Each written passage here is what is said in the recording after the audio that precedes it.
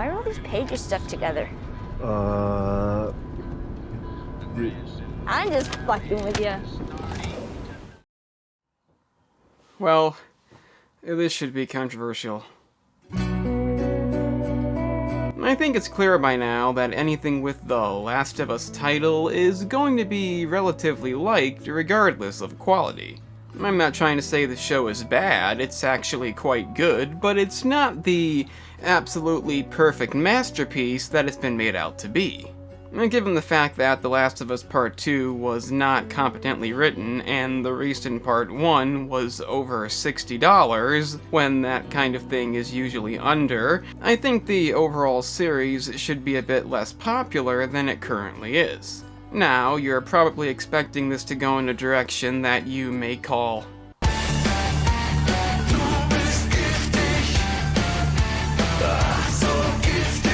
but believe it or not, I am a huge fan of the original game.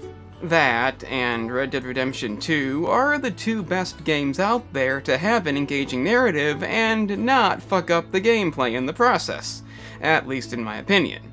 Given that this season is based off the first game, it does lean things in the right direction, but it also opens the possibility to mess things up. Obviously not too bad, since I've already said I do like it, but that does not mean in any way that it's perfect. We've got 9 episodes to cover, some overseeing an hour, so let's see how it turned out. This is HBO's The Last of Us.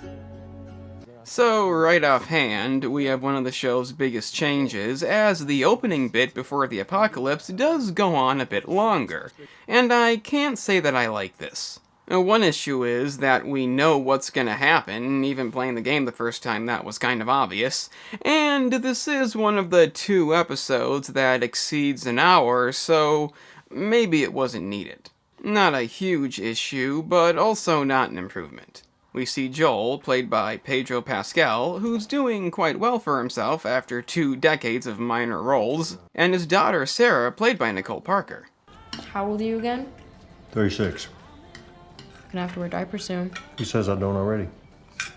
I know it's been said, but the acting in this is real damn good. I may not agree with all of it, but for the most part, it's pretty spot on. I have very few complaints. Hey, you still alive, you old fucker? That is, aside from Tommy, played by Gabriel Luna, whose acting is just fine, but he also played in these. One of which I'm trying to finish watching, even though it's not easy, and believe me, we'll get to that in the near future. Anyhow, it's mostly the same deal. We see Sarah getting the watch for her dad's birthday. Personally, I prefer gifts that are wrapped and not bought with money stolen from me, but it's a thought that counts. However, upon the neighbor's dog getting loose and escaping, in a manner that almost always means something bad, she finds that Mrs. Adler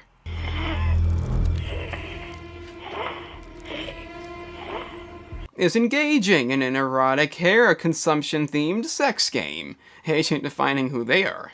Sarah realizes this is not for kids and takes off, but Joel takes parental guidance very seriously.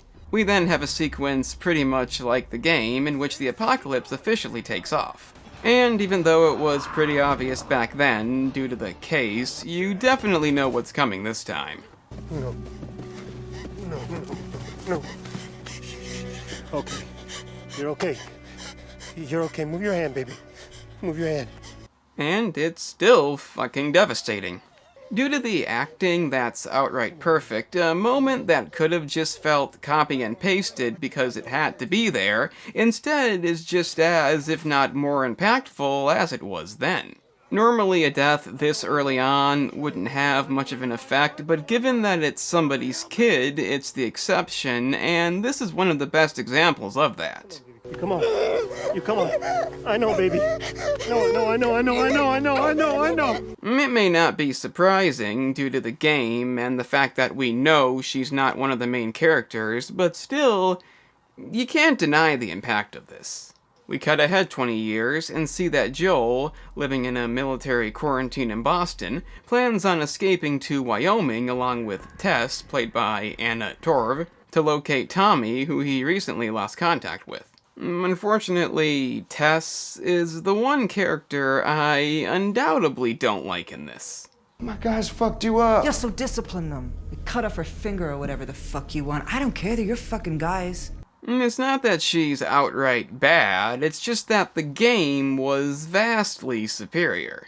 This was back when you could have strong women in games without giving them unrealistic muscles or making them into sociopaths. She had a likable don't fuck with me attitude while at no point murdering a pregnant woman, and was somebody I wish we could have seen more of, but again, like Sarah, that wasn't possible. Sadly, this version of Tess is too different, only maintaining a few of her traits that made her character so good. For me, I'm glad she's not in most of this. She gets mistaken for a Firefly, who, as we know, are not liked by them, and we see Ellie, played by Bella Ramsey, who is currently in the Firefly's custody. 7, 8, fuck you. She is also a lot different from the game, and we'll talk about those differences a bit later. For now, the Firefly leader Marlene, played by Merle Dambridge, reprising her role from the game, tells Ellie that she's special for currently unknown reasons and they'll soon be leaving. But coincidentally, Joel and Tess are trying to locate a car battery that their associate Robert sold to the Fireflies, thus leading them there. And the deal has incidentally gone completely wrong, leaving Robert and most of Fireflies dead, and the important ones injured. Isn't that convenient? So, they tell Joel and Tess that if they take Ellie to the Massachusetts safe house instead, they'll give them the battery and whatever else they need. They agree, and the rest of the episode plays out pretty much like the game until they eventually get caught, and unfortunately the changes here don't really make any sense. The soldier this time is somebody Joel already knows, and seemingly would have just let them go anyway if not for Ellie stabbing him. Her reason for doing this does make sense, we'll get to that in a second, but what doesn't make sense is for Joel to be this angry while beating him to death. Yeah, it's got something to do with the flashback of his daughter, but still, he did know this guy. I think they just wanted to have this scene. But the reason Ellie stabbed him in the first place is because of the infection check revealing that she was bitten, and as we know, is immune. We move into episode 2, in which Ellie explains that she was bitten and that her DNA could be used to make a vaccine if she's taken to a secret military base out west. This information doesn't really concern them as long as they get their battery, so after a bit of arguing about killing her, they decide to head to the State House. So there aren't super infected that explode fungus spores on you? Shit, I hope not.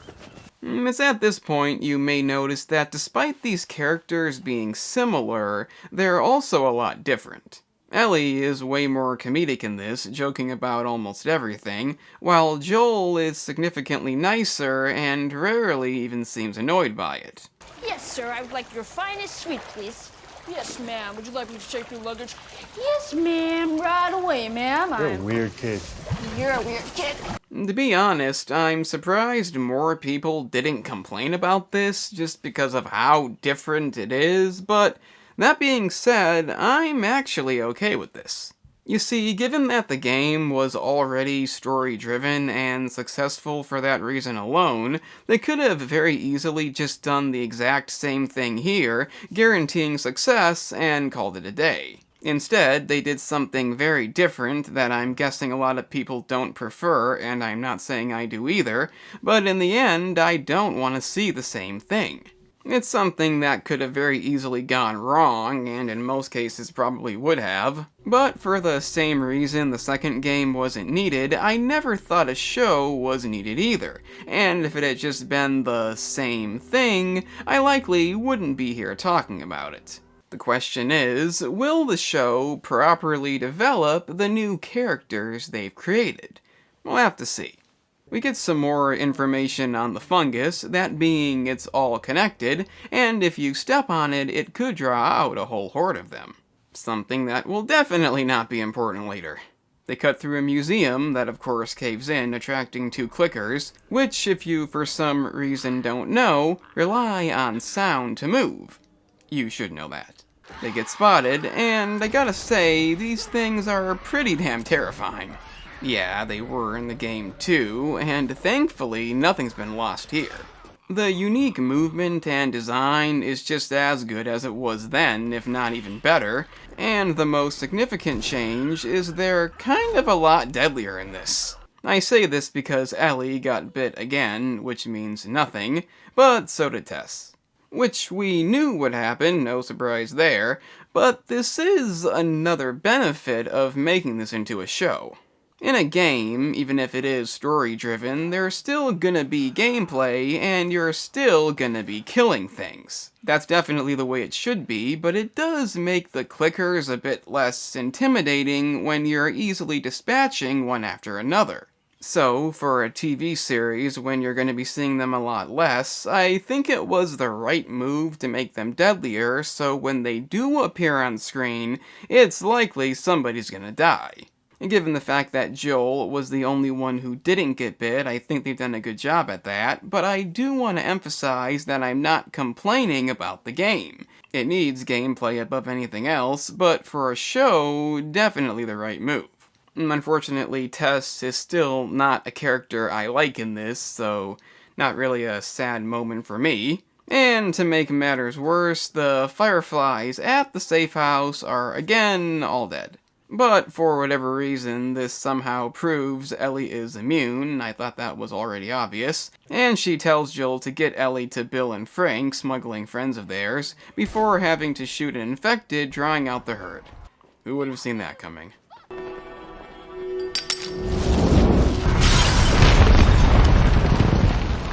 And with that sad conclusion, which is still impactful despite my opinions on her, we move on to, well, you know. Episode 3, appropriately titled Long, Long Time, is problematic for a reason that's going to offend a lot of people, but before we get to that, we have to talk about something else. As previously mentioned, Joel and Ellie are a lot different in this version, and given that Tess just died, somebody they both clearly cared about, the following scenes should be a bit more, serious. Instead, they mention it one time, and proceed to act as if nothing's happened. There's this one character named Melina who takes off her mask and she has monster teeth and then she swallows you whole and barfs out your bones. Again, last episode. No! We're not leaving her! Get off me, you fucker! And current episode after that tragic death. Was it a monkey? I bet it was a monkey. It wasn't a monkey. I thought you went to school. Given that these two aren't even in most of the episode, why not make them, I don't know, kind of sad? Like the much meaner version of Joel in the game, because when you lose somebody you've known for a long time, you tend to be sad about that? I mean, I don't want to complain about these changes, but it's literally like nothing happened. There's stuff up there you shouldn't see. Oh, now I have to see. I don't want you to. But for those of you who have seen the episode, you've likely forgotten about this, as it's not the main focus here. Instead, we transition back to 2003, in which we see Bill, played by Nick Offerman, avoid the evacuation by hiding in his basement, and essentially fortifies the entire neighborhood by ransacking stores for supplies, which is honestly pretty damn cool. He then meets Frank, played by Murray Bartlett. They almost immediately fall in love, and it's not the greatest hour of TV in a long time. It's not the best part of the show, and it's not really all that good.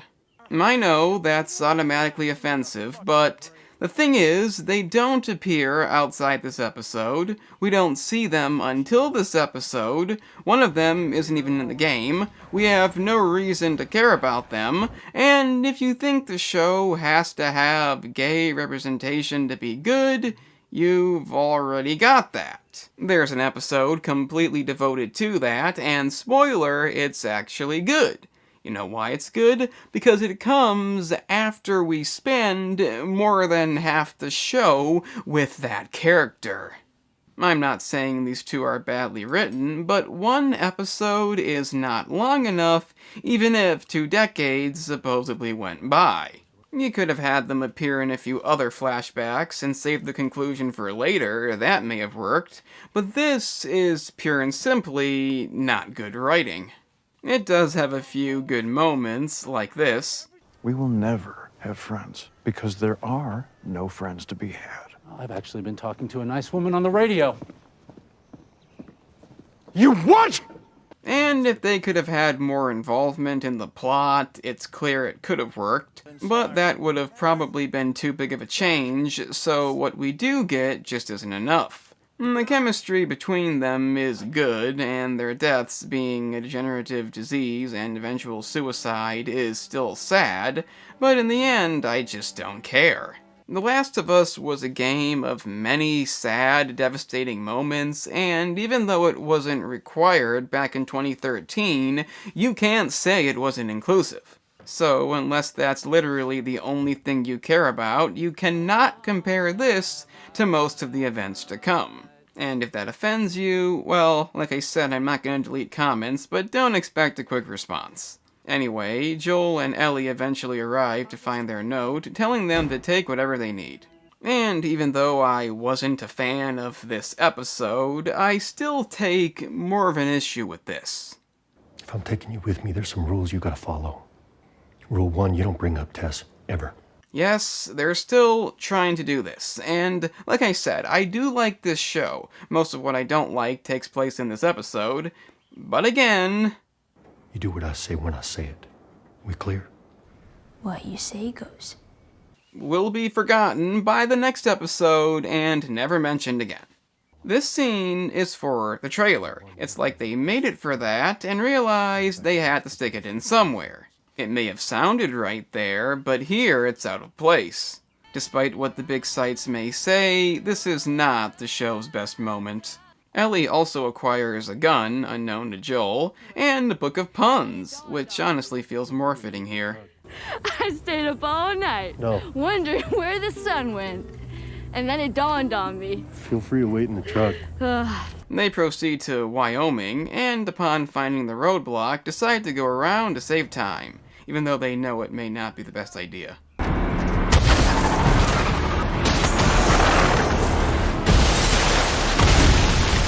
Okay, so it's probably not going to save that much time, but it will lead to a few side plots. They get attacked, and Ellie saves Joel with a stolen gun.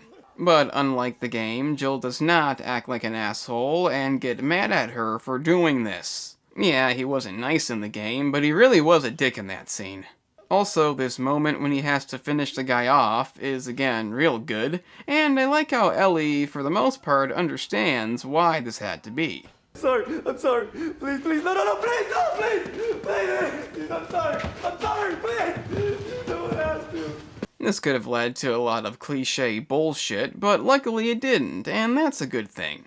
We find out they're part of a group that overthrew the government and took over the city, and their leader Kathleen, played by Melanie Lynskey, is trying to locate Henry Burrow, who she believes ratted out her brother to be executed. And in case you don't know, Henry was in the game too, but unlike Bill, he will, spoiler, appear in more than one episode. But first, Joel shows Ellie how to use a gun, again, better than the game in my opinion. And Perry, played by Jeffrey Pierce, who, fun fact, voiced Tommy in the game, shows Kathleen that the basement floor is buckling, and that something's probably living down there, but she thinks it's a better idea to keep it a secret until they find Henry. I'm sure that won't have consequences later. Joel and Ellie take shelter in an apartment, and...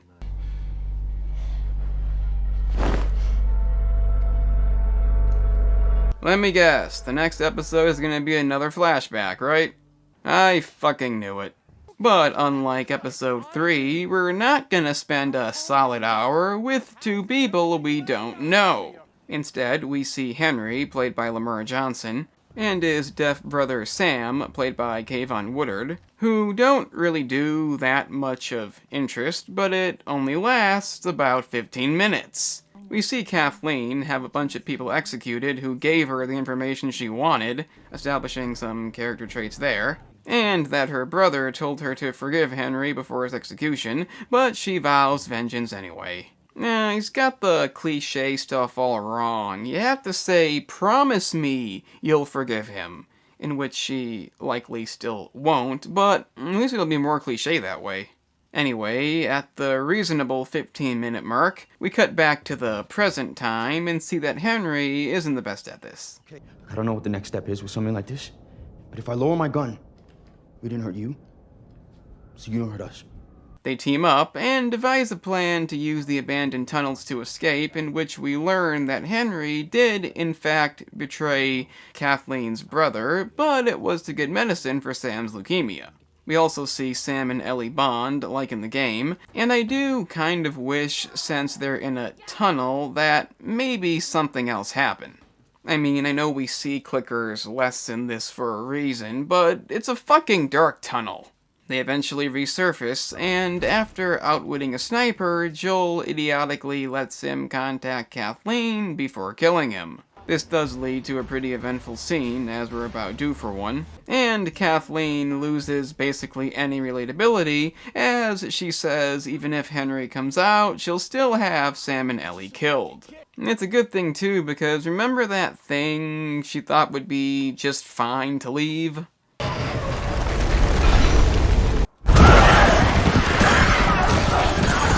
And that's why you never put off for tomorrow what you can do today.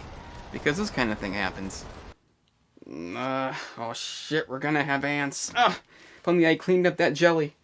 Oh, look, there's rats in here. Why didn't I patch up that hole? This is why you don't put things off. Like liking the video. And subscribing if you enjoy this. If that wasn't bad enough, even the fucking bloater shows up, and that's what I'm talking about. This series may be mostly about drama, but I appreciate the fuck out of this moment. It's the kind of thing you think they'd be afraid to do just because it's out of place, and in many cases maybe it would be, but given this is based after a game, I think it fits in perfectly. If it happened for no reason, that'd be one thing, but the show does explain this, so no complaints here. Perry gets beheaded, and Kathleen probably should have just let things go. Damn, that felt good. I mean, not the most hateable character, but way more bad deeds than good. But as mentioned earlier, clickers are a lot deadlier in this, and Sam, like in the game, was bit. So there's two things I don't like about this. One, given the fact that she knows about it, opposed to finding out the next day, instead of telling them, she puts her blood on it and assumes that'll work. Something that could have very easily gotten them all killed, but for this moment, common sense isn't a thing. And the other issue is that I really wish they didn't have Henry commit suicide again. Especially because they had Bill die, which didn't happen in the game, so why not do something a bit different? It's still sad, and I did like him a lot more in this, but I'll admit I was a bit disappointed. The next episode cuts ahead 3 months, in which the two finally make it to Wyoming, and are told by an elderly couple not to head any further west.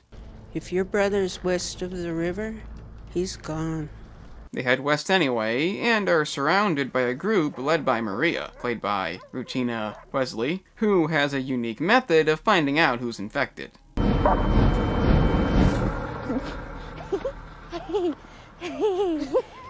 Well, that was fucking tense, wasn't it? They're taken in, and Joel's reunited with Tommy. We then learn that they don't really kill people, it's just for show, and that Maria is Tommy's wife. Ellie finds out about Joel's daughter, and unfortunately, I kind of think this should have been changed a bit. After Joel tells Tommy about Ellie's immunity, he convinces him to take Ellie instead because he figures he can't take it. It's similar to what happened in the game, but due to their aforementioned different personalities, I don't know if it makes sense here. Joel hasn't acted this way until this episode. In fact, the two didn't even seem particularly close until now. In the game, it made sense and flowed perfectly, but here, it feels they felt they had to get this in. I know it's partly because Joel keeps imagining his daughter, but still, I don't know if this works. Well, here's your chance to bring your kid into a better world. You're younger than me, you're still strong. You said it yourself, you'll come back. The rest of this plays out like the game, but the tones are a bit different. Ellie still brings up Joel's daughter, in which he kinda just walks out, and the next day, after Tommy got through telling his pregnant wife he has to leave... You deserve a choice. I still think you'd be better off with Tommy. Let's go. Thanks for a night of sleeping on the couch for nothing, you dick. They eventually reach the University of Colorado to find the Fireflies are not there. Again. Shocking. They find a map pointing toward a hospital in Salt Lake City, and some raiders show up, meaning it's time for what I consider to be one of the game's most intense moments.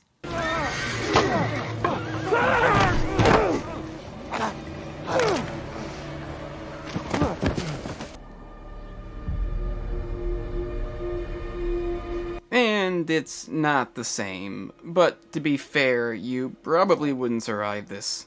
They escape, and Jill passes out from the injury. Meaning, again, it's time for the Left Behind episode. It's kind of like episode 3, but with competent writing. See, after Ellie opts against leaving Joel to die, she recalls the events that happened between her and Riley.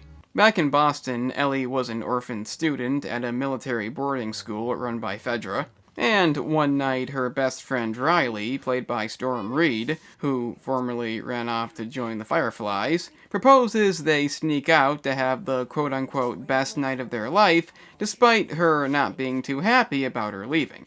Great, it's 2 a.m. and in a few hours I have drills where we learn to kill fireflies. You imagine how awkward that'd be? And they of course go to a supposedly abandoned mall, and from this point on, it's pretty much the Left Behind DLC. Most of the episode is just them messing around, having fun, but unlike episode 3, we actually know who Ellie is, so the sad events that will soon incur have, and I know this is complex for some people, fucking meaning. If you develop the character, then we give a shit. If you don't develop them, then only fake sites give a shit. It's not that complicated. The episode's not just them playing either. She does explain that the reason she left was partly due to not being treated that good. Standing guard while people shovel shit. That's what they think of me. And after showing us they're not really alone, it's revealed that the Fireflies are moving her to the Atlanta quarantine, and she brought her here to say goodbye. Which is an actual good dilemma. I mean, it may sound like the wrong thing to do, but as we just heard, her future there is pretty awful. Ellie does leave for a minute, but then immediately goes back, in which they make up, and Riley eventually agrees not to leave. And it's one of those moments that makes you question what is the right thing to do, and the reason why The Last of Us, in terms of narrative, is infinitely better than God of War. You know, the first Last of Us. Part 2, not so much. But the happy moment is ended when a clicker arrives. And given that these are the clickers that you don't enter a room with a knife and clear out, you know it's not going to end any differently.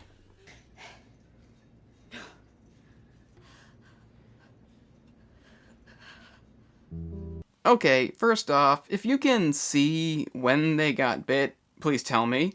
And also, did any type of zombie media exist before the apocalypse?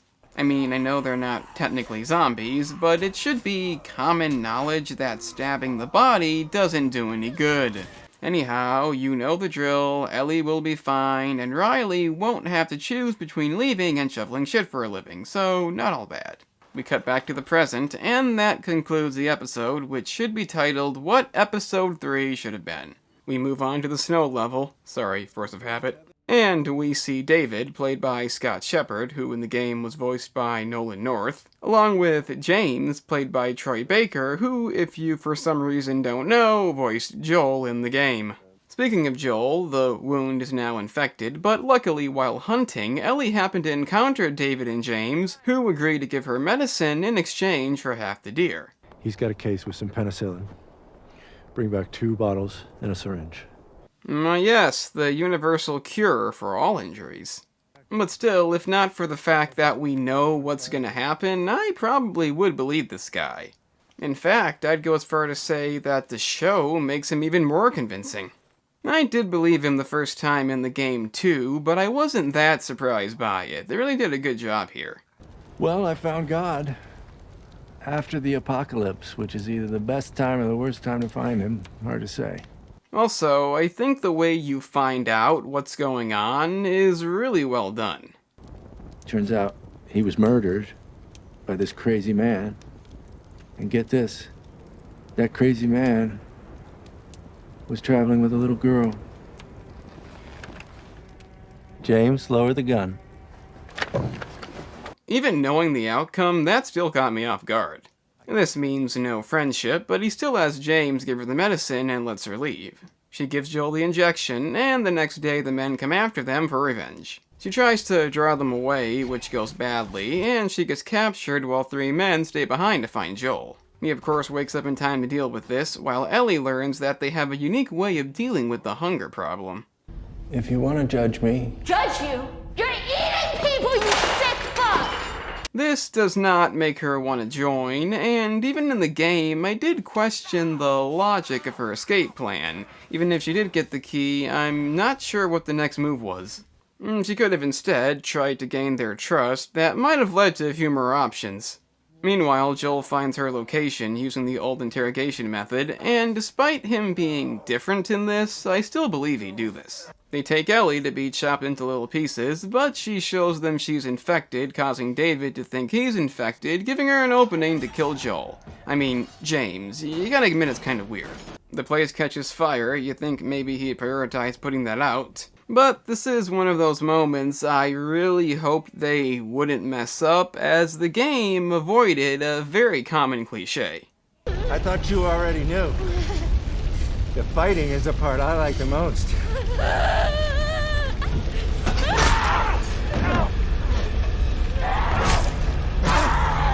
That being literally everybody expected Joel to come in and kill David, but as you can see, it's not what happens. I did prefer it when Joel showed up right then instead of waiting till she got outside, especially if she still had the cleaver. That could have ended badly. But still, the overall greatness of this whole winter section is definitely kept intact. However, nothing could be as pivotal as the final episode, the conclusion, which starts out by showing us Ellie's birth, something I don't know if we really needed, but it's fine. And after seeing how her mom dies, because clickers rarely miss in this, we see the two have finally made it to Salt Lake City. We have the much-beloved giraffe sequence, along with questioning they should even go through with it for whatever reason. They're knocked out and kidnapped by the Fireflies, mistaking them for somebody else, in which Ellie is immediately prepped for surgery that will allow them to study her brain. And you won't even believe what's coming next. Cordyceps grows inside the brain. Find someone else. There is no one else. The operation will mean her death, and Joel is not okay with that. They try to remove him, but he gets free, executes the men, and kills everyone in his way. It's an act of savagery nobody saw coming, and despite being heavily outnumbered, it doesn't stop him from finding Ellie before it's too late. Marlene's not giving up, though, and thinks she can talk Joel out of it. But it's not enough, and she's executed as well. Then upon Ellie waking up, he lies about the whole thing, telling her it just didn't work out. Turns out there's a whole lot more like you. People that are immune. Dozens of them. They've stopped looking for a cure. It's an event like no other, and an unforgettable conclusion to the 2013 game. Then they do the same thing here. Yeah, it's pretty much the exact same thing, minus a few minor differences, and while it is to be expected, I don't know if it makes as much sense. See, as I've been saying, these two are a lot different in this, and I don't know if I buy that Joel would do this. I know they're very close at this point, but to kill a bunch of people, allow the apocalypse to continue, blatantly lie about it, and not even care, it just doesn't seem like something he'd do based on the way he acts throughout the show. He's definitely not the nicest guy, but compared to the game, it's not even close. That guy I truly believed wouldn't give a shit and could easily value somebody he cared about over anything else. But with this, it's just not the same. This is going to be a very controversial opinion, but I wouldn't have minded if they'd changed a few things. I don't know what those changes would be, but I have a feeling if this story was original to the show, this wouldn't have happened. Given that it's one of the biggest moments in gaming history, obviously it's going to be in the game, but I have a feeling they were afraid to alter any of it. Also, and this may piss people off too, but it's kind of out of place if you consider the show's logic. As previously mentioned, the clickers are a lot deadlier, and when they're on screen, they usually kill somebody. This establishes the fact that things are somewhat realistic, so you have to question how Joel even managed this. That is, killing everybody in this building without being shot, while up until this point, almost any altercation, human or clicker, had some kind of consequence. Oddly enough, in the game, you could do this section using stealth, even though you really didn't have to, as it is the final bit of gameplay, so why wouldn't they have done something like that here? Instead, he goes in guns blazing, and most of it isn't even shown that much, as they probably realized it didn't make any sense. I know this may sound like a nitpick, but given they had no issue completely changing the characters' personalities, why not make a few changes here too? Yeah, it would have pissed off some fans, but you'd think the changes they've already made would have had the same effect. But, as mentioned at the beginning, it seems like anything with this title can simply do no wrong. So, as you'd likely guess by now, the very final scene is pretty much verbatim. Swear to me that everything you said about the Fireflies is true. I swear. Okay.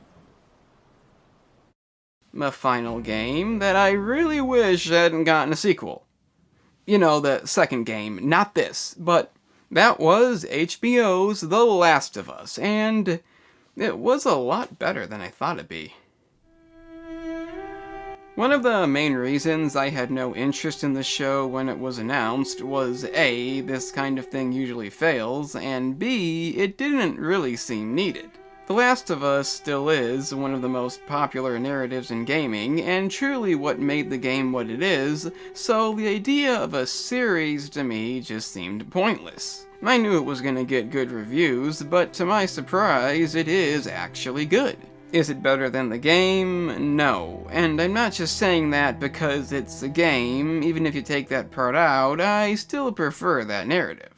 The main reason for that is because it's more cohesive and the events throughout make more sense, but at the same time, that's also the reason why I'd recommend this. I appreciate the fact that the show didn't do everything the same way, that it took some risks and made a few changes. Unfortunately, some things were kept intact too much to the point it didn't make sense, but still, I wouldn't have wanted the same thing. It's definitely not the conclusion I thought I'd come to. I figured I'd either hate it or just think it was pointless, but in the end, that's not the case. If you exclude the game, which is impossible, there's not that many things wrong with this. Episode 3 is the worst episode, I'm sorry, it just is, and you know why, and a few other things could have been changed a bit. If the show was its own thing, I might complain a bit more, but I can understand why that had to be. You kinda just gotta accept it. I can definitely see somebody not liking this, but for me, I'd easily recommend it. The acting is obviously top-notch, the scenes with the clickers are real suspenseful, despite there not being that many. And overall, the only thing that I really don't like about this is that a second season has been confirmed, and it'll likely copy the events of The Last of Us Part 2, meaning unless they make some real drastic changes, which I don't think they will, it's not going to be good. But, at least for now, I can say The Last of Us HBO is the second best thing with that title. I'm the Analyst, and remember kids, medicine can be used for a lot of different things, and there's lots of different kinds. But first, you do need to establish what the thing is. So, you've made it to the end. That's an impressive feat indeed. Since you managed that, I guess check out the gaming channel, in which I cover a variety of gaming topics, like analysis videos, such as this one. If you're into that, then press the link in the description. It's that simple.